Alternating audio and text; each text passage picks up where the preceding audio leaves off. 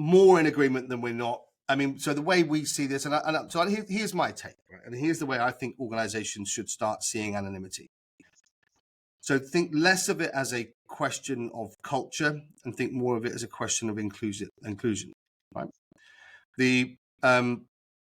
So in the same way that we can have the conversation about, our culture means we want to be in the office or we don't want to be in the office. As soon as you go all in the office again, then you're becoming a less inclusive workplace because we drive some people out, right? Anonymity as part of, again, we come away from surveys and town halls and say, okay, how do we need to listen to people? Then we need, and see that this is Harkn's very strong view on this, right? So we are an exclusively anonymous platform. So everything on Harkn is completely anonymous and it's done consciously. So it is not to replace town halls. It is not to replace conversations on Teams or Yammer or Slack. It's not to replace interaction one-to-one and meeting rooms, but it is to say, look, we need to embrace as many voices as possible. And if we want that to happen, then we need to level the playing field. And then we can equalize voice by removing any sense of status, power dynamic, any bias, and they still exist, right? You can ask any, I mean, we talked about this, didn't we, with Marie, we know there are questions for women to, that still their voices don't carry as loudly or as well in the room. And then we get into questions of ethnicity, and other minority groups in the workplace don't get their voices heard as well. And so suddenly, for me, it echoes back to an Indian organization that we work with, where their challenge was, can you get people to speak in our company? Right. And about a month in, a lady in that company wrote to us and said, what I love about Harkn is it's finally about what's being said, not who said it.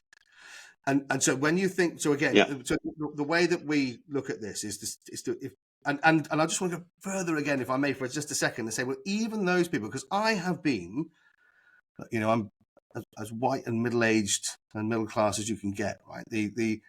So I have not faced many barriers. And therefore have never had an issue raising my voice in a meeting. And anybody who's ever worked with me knows that I do it too much. But the reality is that isn't the case for everybody. And what people like me need to also accept is that just because I'm prepared to have a conversation in public and I can voice my ideas, I don't need a lot of reflective time, to bring stuff to the table. Actually, when you start to layer in neurodiversity and everything else, maybe it's incumbent upon me to say, actually, for me to get the best out of the rest of this business, we need to embrace anonymity and asynchronicity so that we can allow people to engage with our dialogue. And again, it's dialogue, not surveys, all that sort of stuff.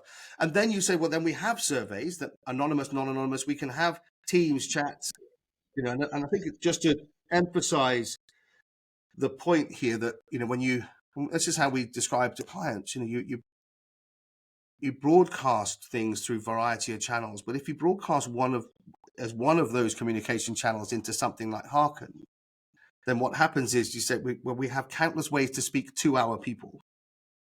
And as one of our clients said to us, we have one place where they can speak safely back to us.